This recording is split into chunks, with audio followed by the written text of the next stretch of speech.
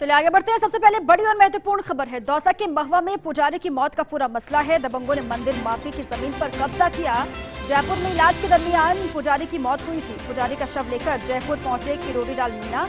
अब जो दौसा के महुआ में धरना दिया जा रहा था वो कहिए वो शिफ्ट हो गया जयपुर। पुजारी का शव लेकर जयपुर पहुंचे किरोड़ी लाल मीणा। इससे पहले थाने पर 6 दिन से धरना चल रहा था। साथ ही उधर धरना स्थल पर पुलिस ने लाठीचार्ज किया। पुलिस ने आंसू गैस के गोले भी वहां पर छोड़े। सरकार मामले में लापरवाही कर रही है, लापरवाहों पर कार्रवाई कर चुकी है। और साथ ही ये लगातार ये कहा भी गया कि सरकार ध्यान नहीं दे रही है, किरोड़ी लाल मीणा भी कह रहे हैं, लेकिन सरकार मामले में लापरवाहों पर कार्रवाई कर चुकी है। तहसीलदार एपीओ जांच के लिए विशेष टीम गठित कर दी गई है। पूरा मसला क्या है समझते। महुआ के टिकरी गांव में रहते थे मूक बधिर पुजारी शंभू शर्मा। बेशकीमती जमीन को लेकर दबंगों से चल रहा था उनका विवाद, और साथ ही दबंगों द्वारा जमीन की रजिस्ट्री करवाने से दुखी थे पुजारी। साथ में 24 फरवरी को करवाई थी जमीन की रजिस्ट्री। 26 फरवरी को महुआ थाने में दर्ज करवाई गई थी रिपोर्ट। ये पूरी डिटेल आपको दे रहे हैं। 2 अप्रैल को पुजारी के जयपुर में इलाज के दरमियान मौत हुई थी। उसके बाद से ही बवाल हुआ। 3 को सांसद किरोड़ी लाल मीणा शव के साथ थाने पहुंचे, और फिर 4 अप्रैल को कलेक्टर और एसपी से वार्ता विफल हुई, बेनतीजा रही। 6 अप्रैल को भाजपा दल पहुंचा, वार्ता फिर विफल हुई। 7 अप्रैल को प्रशासन ने पुलिस कार्रवाई की रणनीति बनाई, और साथ ही लेकिन रातों रात शव को गायब कर दिया गया। 8 अप्रैल को प्रशासन ने लाठीचार्ज कर धरना खदेड़ा और डेड बॉडी के बॉक्स को खोला तो वो खाली दिखाई दिया, खाली निकला। अब उधर किरोड़ी लाल मीणा शव को लेकर जयपुर पहुंचे। सिविल लाइंस फाटक पर बीजेपी नेताओं ने प्रदर्शन किया है, लगातार प्रदर्शन कर रहे हैं। वहां पर तमाम बीजेपी के बड़े लीडर्स पहुंच रहे हैं लगातार।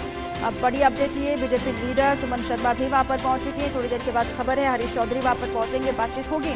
अब बातचीत से ही कोई हल निकलेगा, बार बार ये सभी कह रहे हैं। किरोड़ी लाल मीणा को भी थोड़ी देर पहले आपने सुना था, फर्स्ट इंडिया से बातचीत में उन्होंने कहा था कि कोई हल तो निकालना होगा। जो भूमाफिया हैं वो लगातार सक्रिय हैं, उन्हीं की वजह से पुजारी की जान गई। अब जब तक उन पर कार्रवाई नहीं होगी तब तक धरना खत्म नहीं होगा। दौसा के महुआ के पास गांव, वहां का ये पूरा मसला है, और साथ ही वहां पर पुजारी की जान गई। उसके बाद से लगातार धरना दिया गया थाने के बाहर। बड़ी संख्या में कार्यकर्ता वहां पर भी थे, समर्थक थे किरोड़ी लाल मीणा के, वो खुद धरने पर बैठे हुए थे।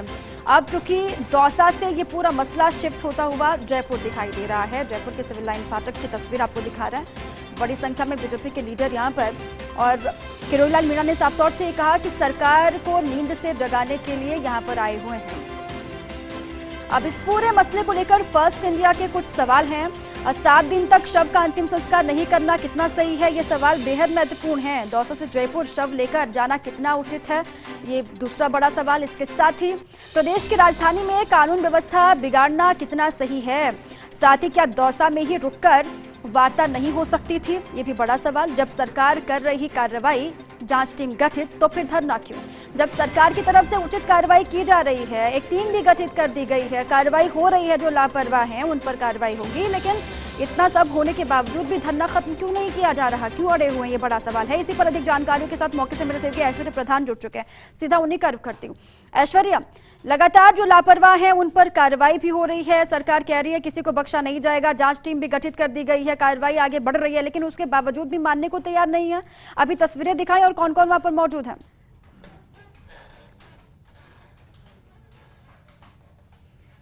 देखिए, भारतीय जनता पार्टी की जो दलील है वो भारतीय जनता पार्टी के लोगों से, तो दूसरी तरफ विप्र फाउंडेशन के लोग या विप्र सेना के लोग हैं वो भी मौजूद है, उनसे भी हम बातचीत करेंगे। यहाँ पर मौके पर कई ब्राह्मण संगठनों के लोग मौजूद हैं, तो दूसरी तरफ भाजपा के लोग भी मौजूद हैं। जाहिर सी बात है सरकार फिलहाल सुन रही है, एक कमेटी को भी बुलाया गया है। हरीश चौधरी के पास एक पूरा प्रतिनिधिमंडल पहुंचेगा। अब आखिरकार प्रतिनिधिमंडल में कौन कौन लोग शामिल होंगे उनसे बात करेंगे। सबसे पहले ब्राह्मण संगठन की तरफ से विप्र फाउंडेशन के राजेश कर्नल मेरे साथ मौजूद है, उनसे बातचीत करते हैं। राजेश जी, क्या कहेंगे आप?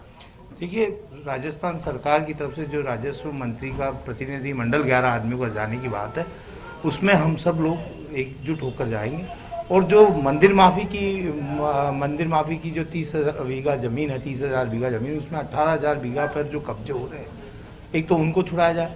मंदिर माफी की जमीनों के लिए मंदिर माफी की जमीनों को छुड़ाया जाए, बहुत ज्यादा कब्जे हो रहे हैं, ये कहना है विप्र फाउंडेशन के राजेश कर्नल का। हमारे साथ रामचरण बोहरा मौजूद है। आप शुरुआत में गए थे जब डॉक्टर किरोड़ीलाल मीणा धरने पर बैठे थे, अभी भी धरने पर बैठे हैं, क्या कहेंगे वर्तमान स्थिति को लेकर? सरकार से आखिर संतुष्ट क्यों नहीं है?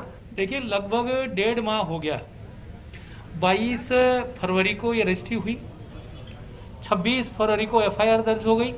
उसके बावजूद सरकार ने आज तक किसी प्रकार का कोई इसमें काम नहीं किया।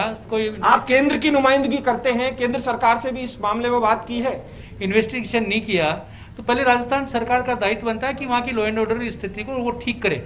आज जिस प्रकार से राजस्थान का इन पिछले 2.5 वर्षों में जो लॉ एंड ऑर्डर बिगड़ा है, आज तक के इतिहास में ऐसा राजस्थान में नहीं हुआ। राजस्थान एक शांतिप्रिय देश का प्रदेश का लॉ एंड ऑर्डर बिगड़ने का आरोप लगाया जा रहा है राज्य सरकार पर। अरुण चतुर्वेदी हैं, पूर्व प्रदेश अध्यक्ष भाजपा के, उनसे बात करेंगे। आप गए थे, सतीश पूनिया जी के प्रतिनिधि मंडल के में मौजूद थे, क्या बात हुई प्रशासन की जो आपको यहाँ तक आना पड़ा डेड बॉडी को लेकर? देखिए, बड़ी दुर्भाग्यपूर्ण स्थिति है कि पहली घटना नहीं है। लगातार पिछले 3 महीने में देखें तो सपोटरा की घटना, खंडार की घटना, महुआ में पहले पुजारिन के द्वारा इस प्रकार की जमीन पर कब्जा और उसका मरना, और ये फिर चौथी घटना। सरकार के ऊपर कोई असर नहीं।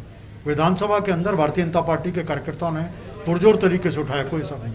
अब भी इसको लगभग 1.5 महीने पहले 420 का मुकदमा कार्रवाई नहीं, 302 का मुकदमा कार्रवाई नहीं। तो सरकार की मिलीभगत से सब काम हो रहा है, सरकार सोई हुई है। हमारा मानना है कि लगभग 18,000 भूमि मंदिर माफी का कब्जा है, उस सबको हटाया जाए और सख्त कानून से। मंदिर माफी की जमीनों के लिए क्या आंदोलन लंबा चलेगा? क्या है यह राजनीतिक रूप से देखा जाए, क्योंकि विधानसभा के उपचुनाव हैं? ये न्याय के मुख्यमंत्री के द्वार पर लाश लेकर पुजारी की लाश के साथ यहाँ सब लोग बैठे हैं। सरकार तो बातचीत करने को तैयार है, वहीं से बातचीत हो सकती है। पिछले 6 दिन से लाश सड़क पर है और राजस्थान में, पूरी राजस्थान में ये चौथी पुजारी की हत्या है। कोरोना के काल में जिस प्रकार से मंदिरों की दुर्गति की गई, पुजारियों के साथ दुर्गति की गई, ये कांग्रेस सरकार ने। सरकार तो बातचीत करने के लिए तैयार थी, यहाँ क्यों आना पड़ा? नहीं, तैयार नहीं थी। अगर तैयार होती तो यहाँ आने की जरूरत नहीं होती। 7 दिन तक वहाँ धरना चलता रहा, लाश को लेकर बैठे रहे। सरकार का कोई प्रतिनिधि नुमाइंदा यहाँ से 120। अभी आप लोग जब बातचीत, जब ये बॉडी यहाँ पर आके खड़ी हो तब ही है, तब उनका हमारी तरफ से डिले नहीं है। सरकार अगर संवेदनशील है, बात करना चाहती है तो बैठ के बात करे, समाधान निकालने की बात करे। अगर सरकार सोच के बैठेगी कि यहाँ पुजारियों की जमीनों को, पंडितों की जमीन को कोई भी, बिल्कुल ऐश्वर्या, क्योंकि सरकार लगातार कार्रवाई की बात कह भी रही है, साफ तौर से अब तो आरोप ये भी लग रहे हैं बीजेपी पर कि लॉ एंड ऑर्डर को बिगाड़ने की ये कोशिश है और इसी के तहत जयपुर आया गया, वरना ये बातचीत तो दौसा में रहकर भी हो सकती थी। फिलहाल बहुत शुक्रिया आपका तमाम जानकारियों के।